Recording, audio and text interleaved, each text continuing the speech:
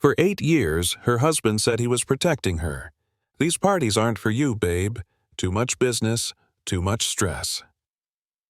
For 8 years, Nia Carter believed him. She thought he was shielding her from the cold world of crystal glasses and fake smiles. She believed it, and felt proud of that kind of love. Until tonight. On Elias's phone, the man who once swore he'd love her for life, appeared the message that made her body go numb. "This time, I don't have to invent an excuse to leave Nia at home." Her vision blurred, her heart clenched. The wide penthouse suddenly felt too small to breathe in. City lights flickered against her gold wedding band, glimmering like a cruel reminder of everything she'd given up. Every lonely dinner, every sweet lie. Every night she waited in the dark, thinking that was love. Now she understood. He wasn't protecting her. He was hiding her. If you've ever trusted someone more than yourself, only to have them tear that trust apart, stay. Because from this moment on, you'll watch a woman learn how to rise from the cracks of her own broken heart. The phone slipped from Nia's hands, landing softly on the carpet. Her reflection in the glass looked like a stranger. Tired eyes, beautiful, but dulled by years of waiting. She remembered 8 years of marriage, each one wrapped in his gentle excuses. "It's business, sweetheart. You wouldn't like it." Every time he said it, she smiled and believed.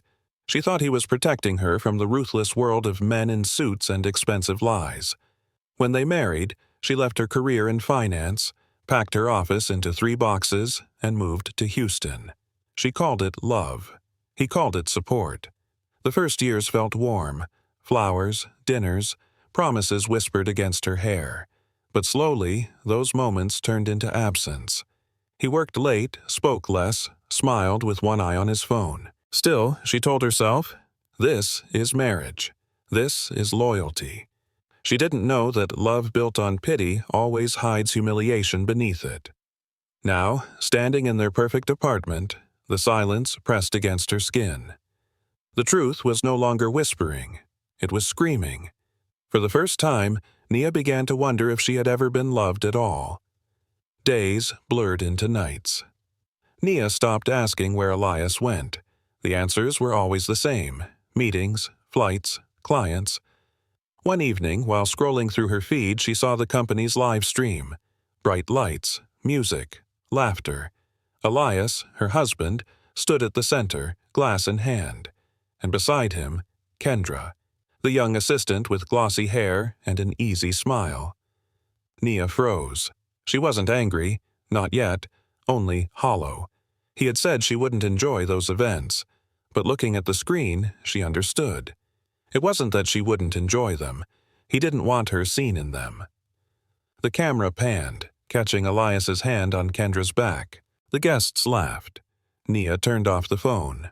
The house was quiet again, too quiet for a life that was supposed to be full.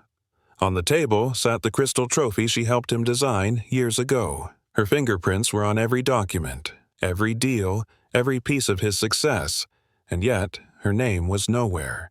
The humiliation didn't come from betrayal alone. It came from knowing she had built the stage he used to hide her. The night stretched long, heavy with old memories. Nia walked through the apartment, her eyes tracing the life she had once been proud of. The piano he never played, the silk curtains she had chosen. Every corner whispered a lie. She remembered his voice in softer days. "You're my peace, Nia. You're the reason I work so hard." How many times had he said that before walking out the door? There had been gifts, diamonds, designer bags, weekend trips meant to say I see you, but they were apologies wrapped in luxury, never love. Her chest tightened. She saw herself through his eyes now, not as an equal, not even as a partner, but as a decoration that had outlived its charm. The truth burned sharper than the betrayal itself. He wasn't afraid to lose her. He was afraid the world would see her. Tears didn't fall. They dried before reaching her cheeks. Pain had already turned to something colder, quieter. The illusion was gone. What remained was the echo of her own silence, and the slow awakening of a mind too intelligent to stay broken. Dawn crept through the city skyline, painting the glass walls in gold. Nia hadn't slept. She stood by the window, coffee untouched, heart steady in a way it hadn't been for years. "If he wants to hide me," she whispered, "I'll become impossible to ignore." She crossed the room, sat at her desk, and opened her laptop. A folder glowed on the screen. Carter Holdings. Legal. She clicked it open. Contracts, reports, presentations, all bearing his name, all written by her. Line after line, memory after memory, poured back. The nights she stayed awake drafting policies while he slept beside her. The morning he took the credit with a charming smile. Her hands stopped shaking. The grief had turned into focus. For the first time in years, she wasn't thinking about how to save her marriage. She was thinking about how to reclaim her life. The pain was still there, but it no longer owned her. It fueled her. Behind her, the city kept moving. Cars, people, light. In front of her, the cursor blinked like a heartbeat. Nia Carter began to type, and with each word, the woman he tried to erase started to come back to life. The morning light sharpened every corner of the room. Nia's eyes stayed fixed on the screen as she opened folder after folder. Emails, photos, contracts. Every click cut deeper. In one message, Elias had sent Kendra confidential files she once created herself. Reports written in her tone, her phrasing. The same work he'd called minor help, now branded with his company logo and Kendra's initials. Her stomach tightened. She opened the earliest contract they ever landed, the one that built his empire. She remembered staying up all night drafting it, cross-checking every clause.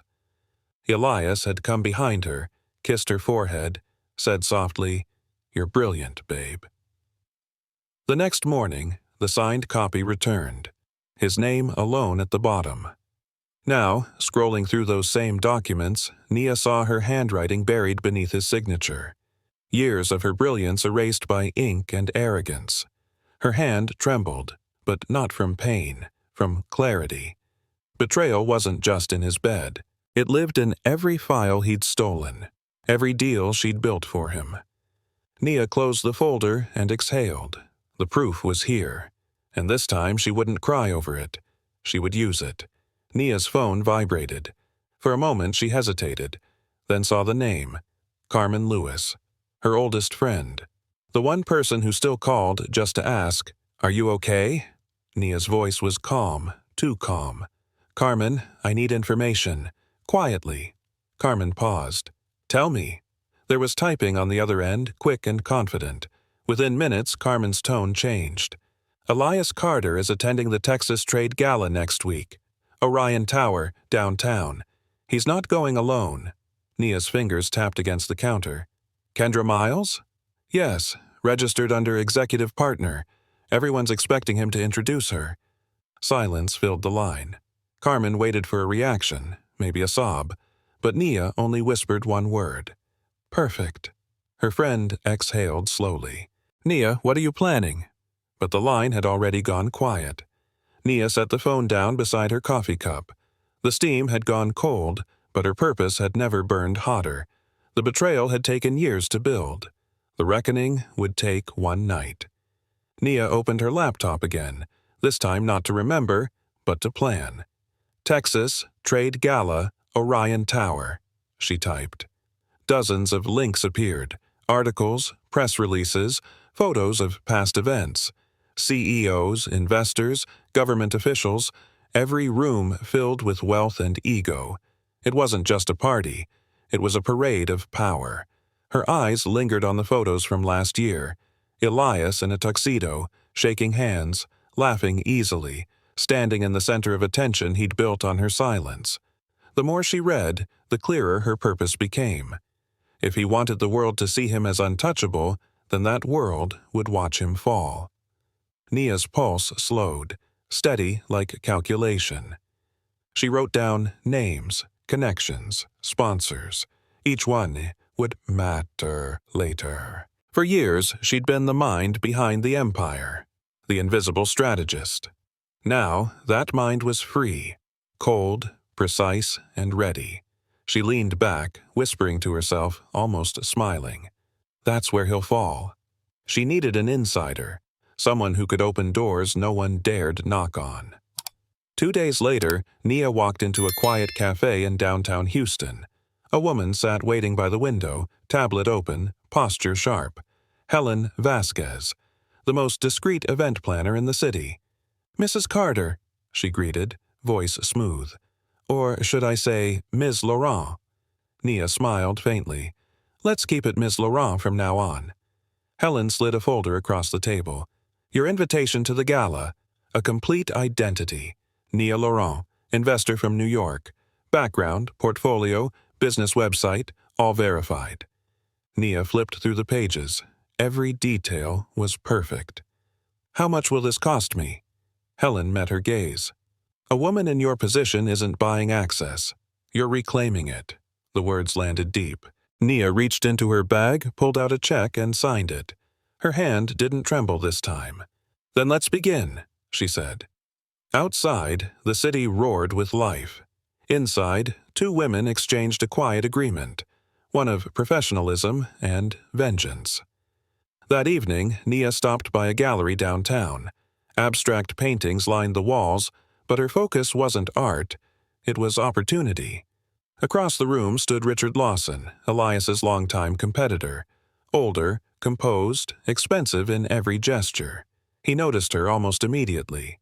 "Nia Laurent." She introduced herself, voice calm, American accent softened. He raised a brow. "Investor from New York? I've heard the name." They spoke about markets, logistics, Latin expansion. Her insight surprised him. "You're remarkably informed," he said, studying her. She smiled. "I invest in what I understand." They shared a quiet laugh, the kind that builds trust between equals. As she left, Richard's eyes followed her. He didn't know he'd just met the woman who would dismantle his rival without ever lifting a finger. Outside, Nia pulled her coat tighter. The night air was cool, sharp against her skin. Her plan was forming, one move at a time. The game had begun, and she would never be invisible again. Night returned quietly, but Nia didn't rest. She sat in front of her computer again, the glow lighting her face. Folder after folder filled the screen, all tagged with the same mark, NC Edit. Every document she opened carried her words, her logic, her language, her structure, years of work buried under someone else's name. There were notes in the margins, handwritten by her own pen. Check Clause 7, add liability term. She remembered those nights, tea gone cold, laptop warm on her lap, while Elias slept soundly beside her.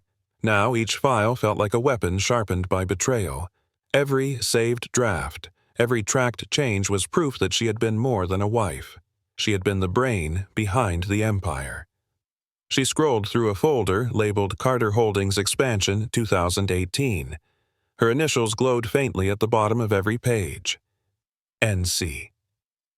She leaned back, exhaling. The anger was gone, replaced by precision. He had stolen her ideas, her effort, her name. But she still owned the truth. And truth, she thought, is the most dangerous file of all. The next morning, Nia walked into an old brick building in downtown Houston. The sign on the door read, Miguel Torres, Corporate Law. He looked up as she entered, surprise flashing in his eyes. "Nia Carter? I haven't seen you since university." She smiled faintly. "It's been a while."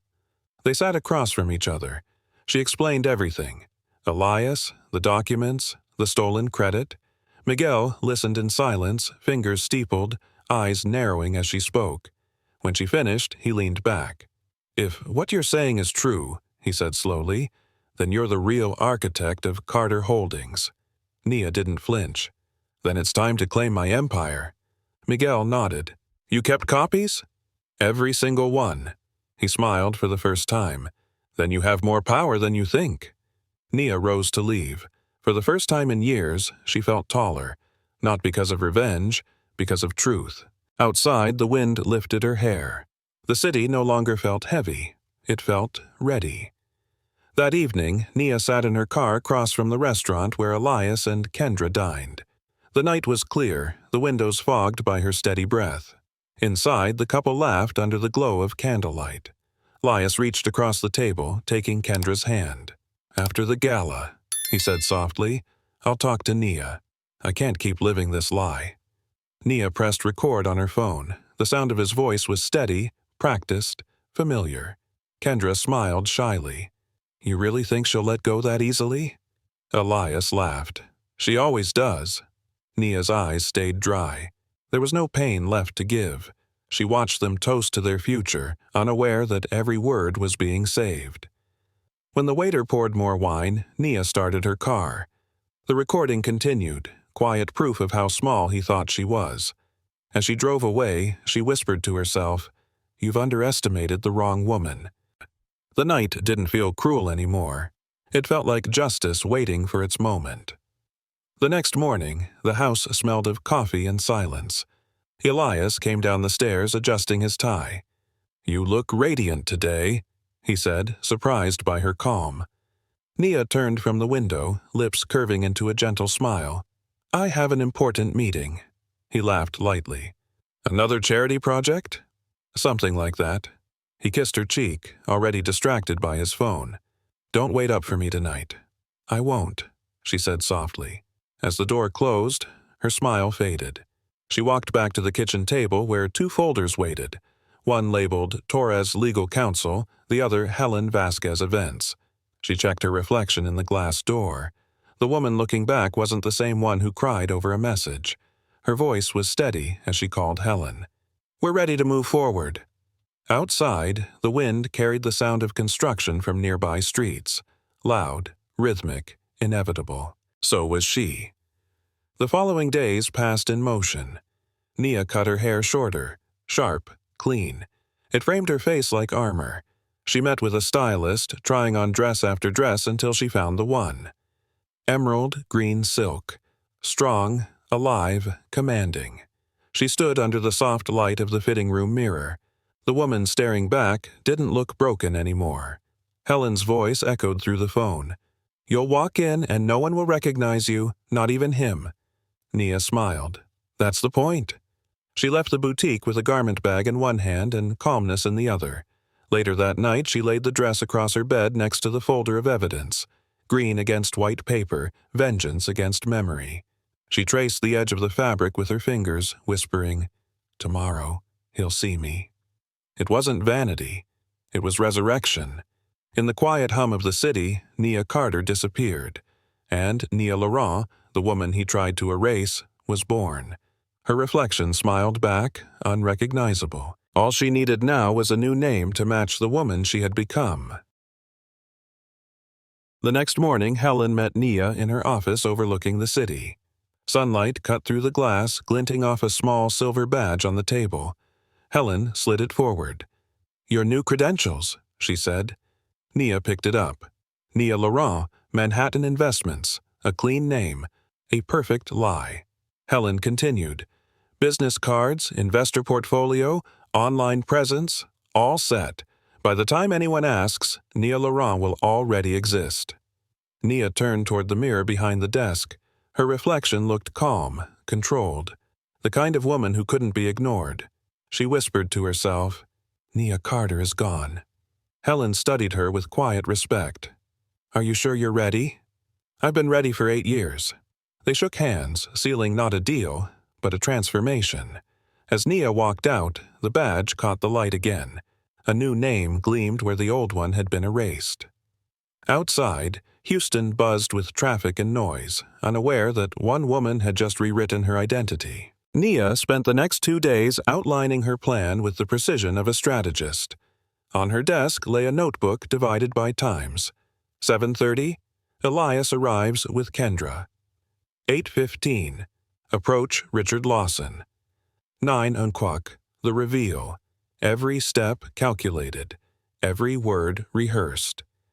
She cross-checked the guest list Helen had sent. Investors, journalists, competitors, all the people who once ignored her name would be there. On her phone, she opened the tracking app she'd installed quietly on Elias's device. His schedule synced instantly. Every meeting, every contact, every move. He had monitored her once through control and lies. Now she would monitor him through truth. At midnight, Nia reviewed her notes one last time.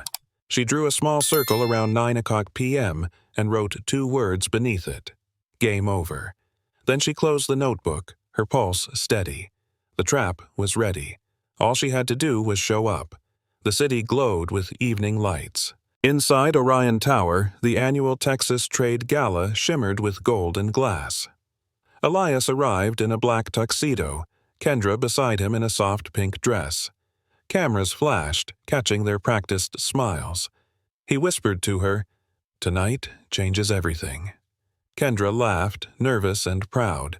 Behind them, reporters shouted questions about Carter Holdings and its upcoming deals. Elias answered with charm, masking the tremor of guilt behind his grin. Across town, Nia sat in the back seat of a black sedan. Her clutch rested on her lap, fingers pressed against it. Inside lay 2 things: her phone and the evidence that could end him. She stared out the window at the city she once called home, her reflection framed against the blur of lights. This was the same Houston where she had once been invisible. Not tonight. The car slowed as they approached Orion Tower. Nia inhaled, steady and calm. It was time.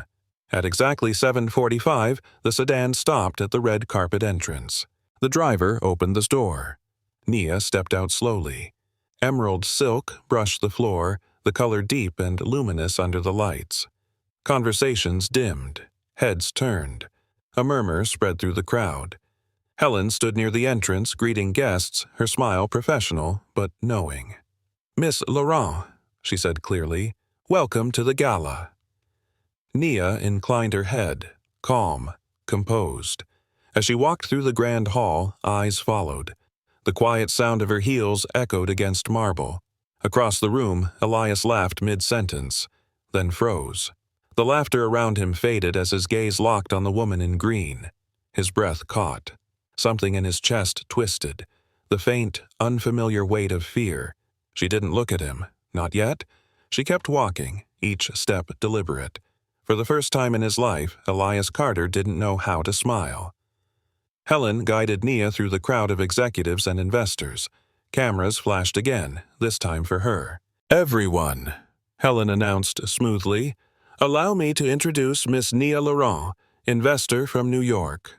Polite applause followed. Nia smiled, poised, eyes scanning the room. Richard Lawson approached, confident and curious. "Miss Laurent," he said, taking her hand, "a pleasure to finally meet the woman behind the rumors." Nia returned the smile. "Rumors travel fast in business. I prefer facts." He laughed, intrigued. "I hope we'll get to exchange a few of those tonight." "Of course," she replied. As they spoke, Nia could feel Elias's stare from across the hall, confused, sharp, searching. He didn't recognize her voice. Not yet. Helen leaned close, whispering, "He's watching." Nia lifted her glass, gaze steady. "Then let him." The night had just begun, and the hunter still thought he was the one in control. Across the ballroom, Elias couldn't look away. The woman in emerald moved with quiet command, every gesture familiar yet foreign. Something inside him twisted. He stepped closer, slow, unsure, forcing a polite smile. "Excuse me," he said. "Have we met?" Nia turned to face him, her expression calm, voice steady. "You must be Mr. Carter. I've heard about your innovative methods." The tone was polite, but her eyes cut deeper than any insult. Elias blinked, confusion flickering. The voice, the gaze, it couldn't be. But when she tilted her head just slightly, the light caught her face, and the air left his lungs. "Nia?" he whispered, disbelief thick in his throat. She smiled faintly, unbothered. "I'm sorry, you must be mistaken. My name is Nia Laurent." Richard turned toward Elias, curious. "You two know each other?" Elias swallowed, forcing a nervous laugh. "She just looks very familiar." Nia held his stare for a moment longer, then turned to Richard. "How interesting," she said softly. "Your competitor seems easily distracted." The crowd shifted. The balance of power had already changed. Richard, sensing tension, smiled politely. "Mr. Carter and I have met at many negotiations. Always interesting to see his style." Nia's tone was mild. "Yes, I've heard his strategies often involve privileged information and very personal relationships." Richard chuckled under his breath. "That's one way to put it." Elias stiffened. "I'm not sure what you're implying." Nia swirled the wine in her glass, eyes calm. "Nothing at all. I only admire men who know how to use all their resources." The words hung between them, sharp enough for anyone listening to feel the weight. Around them, whispers began. Cameras turned, sensing a story. Reporters, drawn by the tension, began moving closer. Richard leaned slightly toward Nia. "You're quite direct for an investor."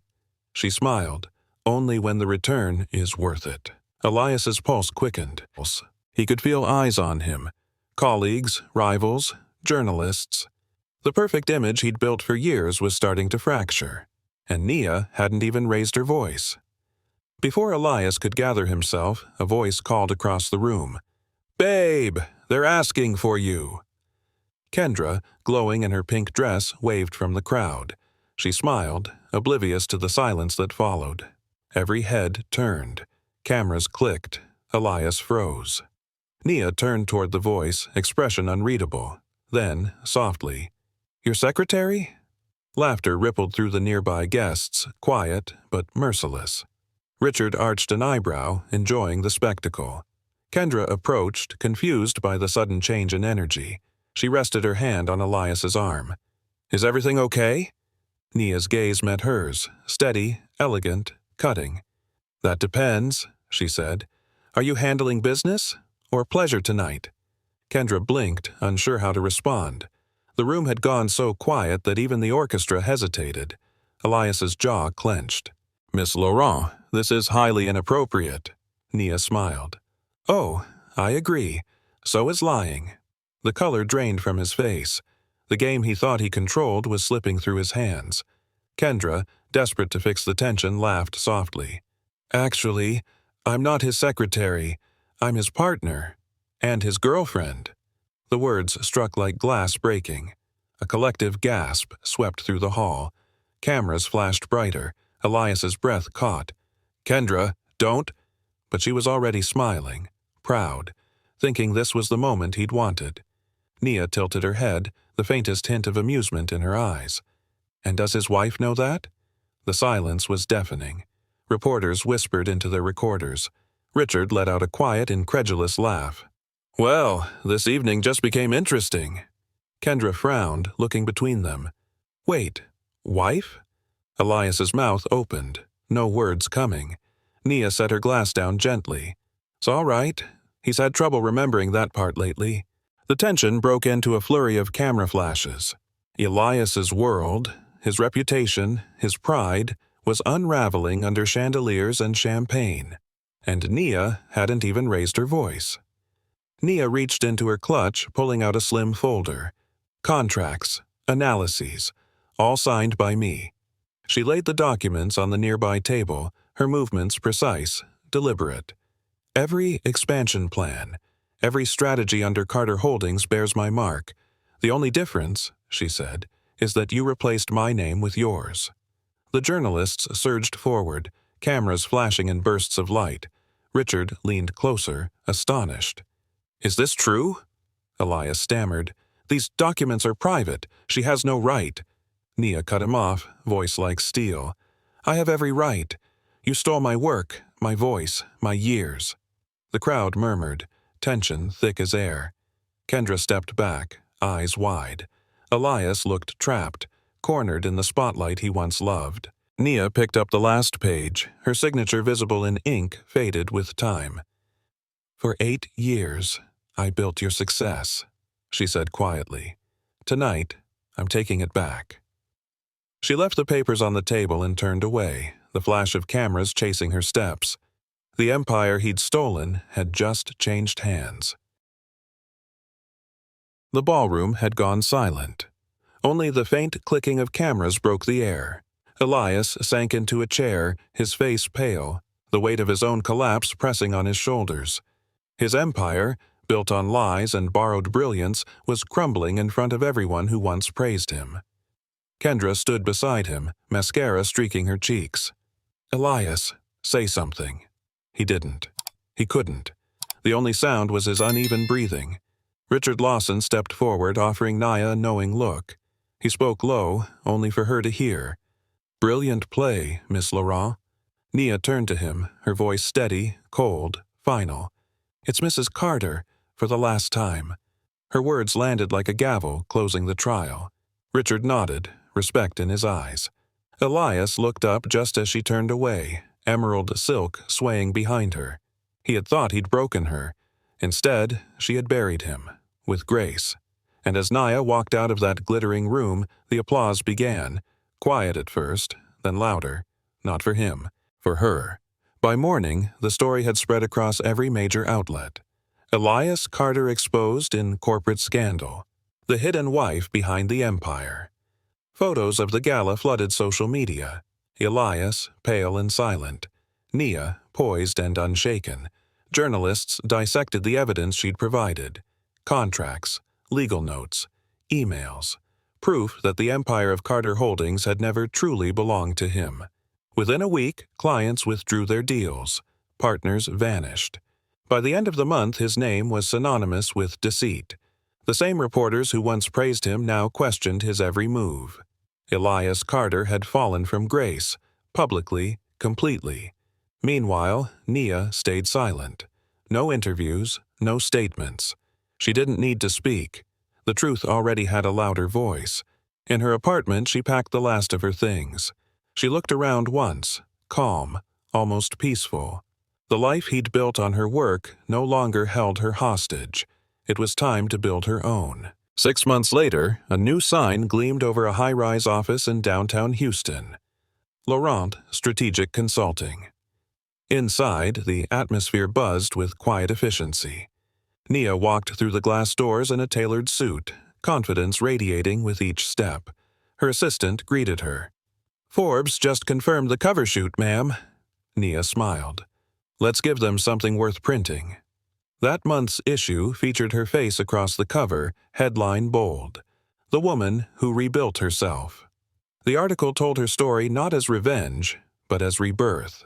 A story of intellect reclaimed, of dignity reborn. Investors called. Invitations poured in. The same world that once ignored her now sought her insight. In her office, sunlight reflected off the framed certificate of incorporation. The name beneath it read, Founder, Nia Laurent, formerly Carter. She traced the letters with her fingertips. For the first time, they belonged entirely to her. Months later, Nia stood before a small crowd of women at the opening of her new foundation. A banner behind her read, Nia Foundation, for women reclaiming their dreams. Her voice was steady, warm. "This is for every woman who gave up her dreams for love and forgot how powerful she really was." Applause followed. Cameras flashed, but this time the light felt right. Across the room, women of all ages, lawyers, artists, mothers, smiled through tears. Some held new business contracts in their hands, others signed the first ones of their lives. Nia moved among them, shaking hands, laughing softly. There was no bitterness in her smile, only understanding. She had turned her pain into purpose. Her fall into foundation. As the event ended, she looked around the hall filled with women who had found new beginnings. That, she thought, was the truest kind of victory. Late afternoon sunlight streamed through her office window. Texas stretched wide beyond the glass, glowing in gold. Nia stood quietly, coffee in hand, watching the city she had once feared to face. Her voice came soft but sure. They tried to hide her. But a woman's light can't be hidden forever. If you've ever been underestimated, this story is yours. She turned, placing the cup down on her desk beside a small frame that held her old law degree. It was no longer a reminder of what she lost, but of what she reclaimed. Outside, her team laughed in the hallway. A new project, a new day. Nia smiled. "Let's get back to work," she whispered. Then, in a calm voice that carried purpose, "Subscribe, because every week we tell stories of women who rose again. The screen faded to light, and for a moment, every woman watching felt seen.